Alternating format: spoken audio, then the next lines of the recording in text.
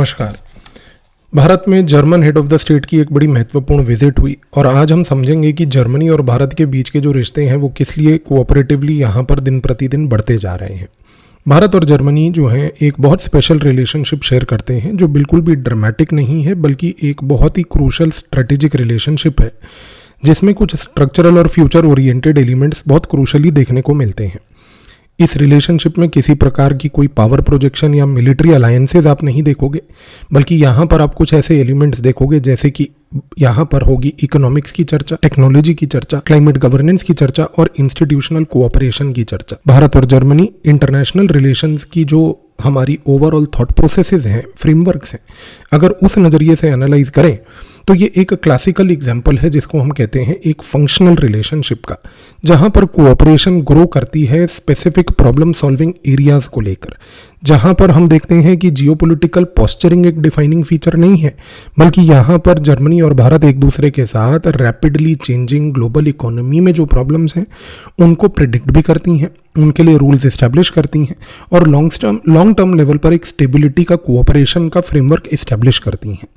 आज रियलिज्म की अगर हम थ्योरी की बात करें जो बेसिकली स्टेट एक्टर्स को रैशनल मानता है, रियलिज्म के मुताबिक कहते हैं कि भाई जितने भी स्टेट्स हैं वो अपने नेशनल इंटरेस्ट्स को सिक्योर करने के लिए फॉरेन पॉलिसी बनाते हैं। इस कॉन्टेक्स्ट से अगर देखा जाए तो जर्मनी आज भारत को एक इंडिस्पेंसेबल इकोनॉमिक और एक स्ट्रेटेजिक पार्टनर वर्ल्ड के लिए देखता है, खास करके तब जब वर्ल्ड में चाइना की डिपेंडेंसी कंट्रीज इस प्रकार से झेल रही हैं कि कहीं ना कहीं चाइना इस डिपेंडेंसी के थ्रू वल्नरेबिलिटी को एक्सप्लॉइट कर रहा है। जर्मनी क्योंकि एक एक्सपोर्ट ड्रिवन इकोनॉमी है तो जाहिर सी बात है कि उसका कंपटीशन पहली बात तो चाइना की एक्सपोर्ट ड्रिवन इकोनॉमी से आएगा, और जर्मनी क्योंकि एक एक्सपोर्ट ड्रिवन स्टेबल इकोनॉमी है वो चाहती है आज की डेट में कि जितने डाइवर्सिफाइड सप्लाई चेन्स होंगे, जितना उसको एक्सेस स्किल्ड लेबर का मिलेगा, उतना ही उसका कंज्यूमर बेस और मार्केट बढ़ेगी। इस कॉन्टेक्स्ट में भारत जर्मनी के साथ इस पॉइंट पर अलाइन करता है कि वो भी इस प्रकार की डिपेंडेंसी जो चाइना से आज सप्लाई चेन्स के लेवल पर अन्य देश भुगत रहे हैं वो नहीं चाहता। तो भारत और जर्मनी दोनों के दोनों एक लार्ज मार्केट, एक मैन्युफैक्चरिंग एम्बिशन और एक इंडो पैसिफिक में भारत की जो स्ट्रेटेजिक लोकेशन है उन सारों को मद्देनजर रखते हुए एक रियलिज्म के पर्सपेक्टिव से पहली बात तो यहाँ पर एंगेज कर रहे हैं। दूसरा,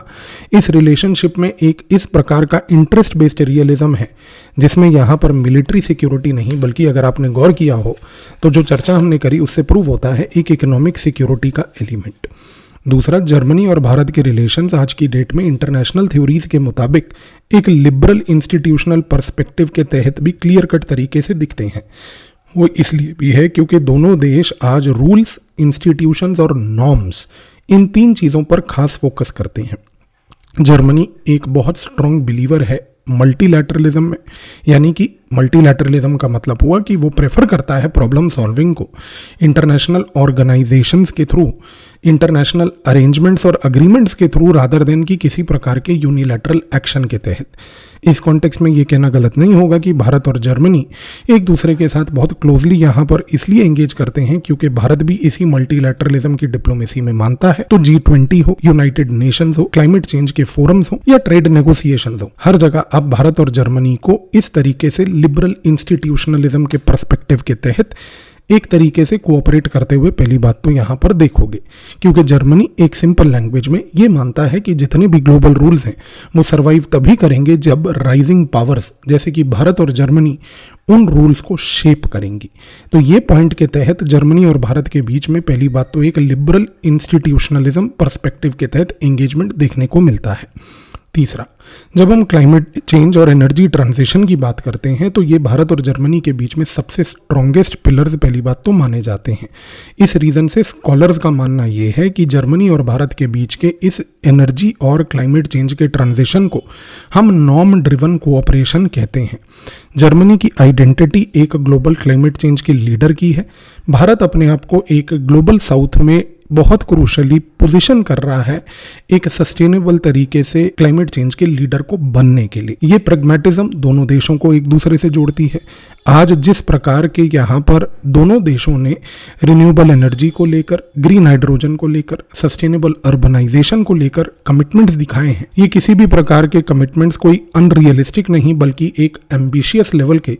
कलेक्टिव ग्रीन एजेंडा के ऊपर काम करने के हैं। इस रीज़न से जर्मनी भारत को इंटरनेशनल रिलेशंस की थ्योरी के मुताबिक एक बहुत क्रूशियल स्टेक होल्डर मानता है, वो भी तब जब